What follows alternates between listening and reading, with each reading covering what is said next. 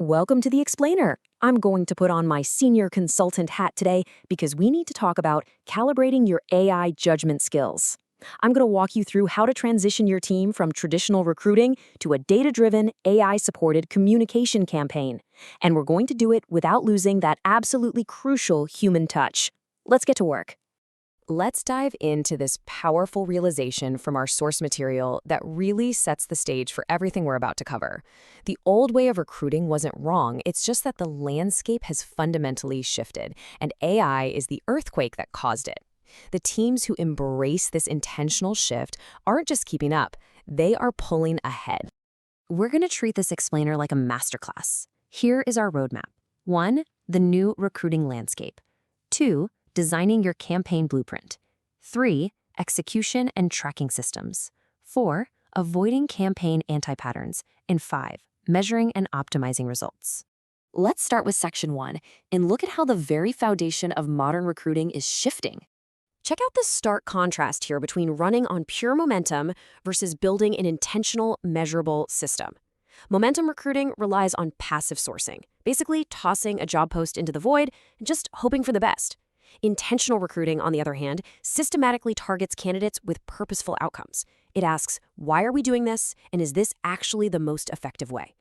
To actually achieve that intentionality, our source highlights these 5 core principles.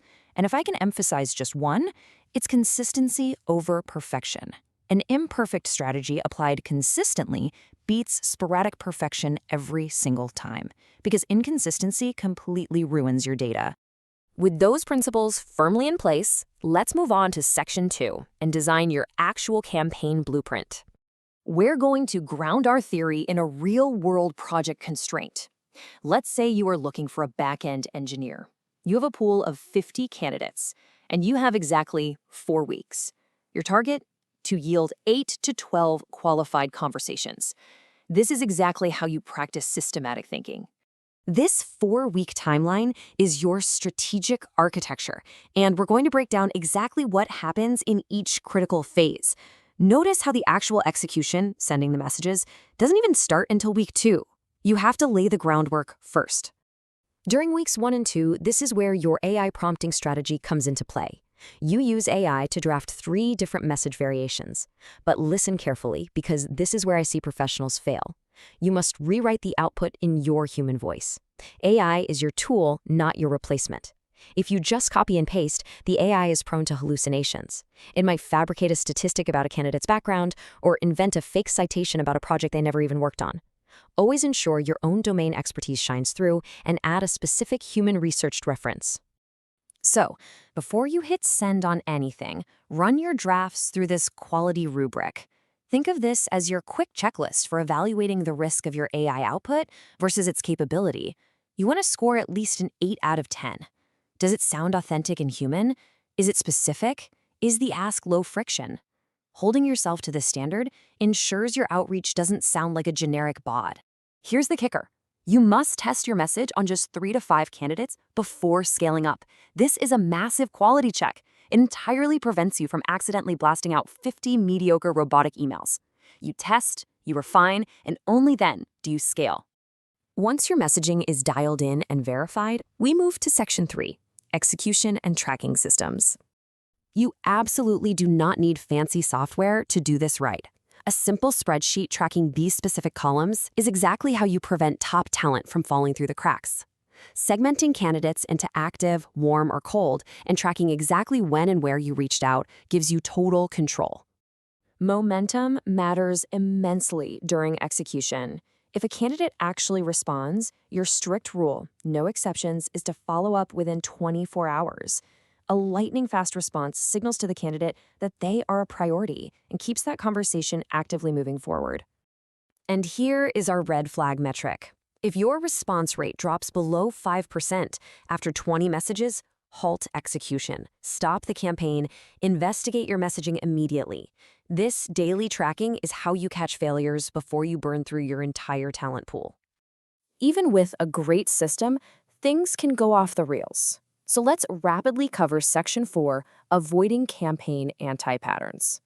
The first anti-pattern is implementing without a foundation. It might feel super productive to say you're adopting new AI tools or structured interviews, but doing this without actually training your team or building system support, it just means everyone's going to revert to their old habits the second they get busy. Next up is measuring without acting. Measurement alone feels productive, but it's not. Knowing your cold outreach is failing is completely useless unless you actually investigate the why and use that insight to change your template for the next batch. Anti-pattern 3 is trying to change everything all at once. Overhauling sourcing, evaluation, documentation, and tech simultaneously is a recipe for disaster. Overwhelm is the enemy of progress. Pick one single area of your pipeline, fix it, measure it, and only then move on. And here is a highly specific pitfall you need to avoid: sending all 50 messages at once. Never blast your entire candidate list on a Monday morning. Spread them out across the week. This is what allows you to read the data and adjust your strategy mid-flight if you hit that 5% red flag. Finally, we reach section 5, measuring and optimizing results. In week 4, you analyze the hard numbers. Which segment responded best? Which channel won? Email or LinkedIn? By calculating your total return on investment, like proving a 10-hour campaign effort successfully generated 3 high-quality interviews, you demonstrate undeniable efficiency. But the most valuable data you'll ever collect doesn't come from a dashboard.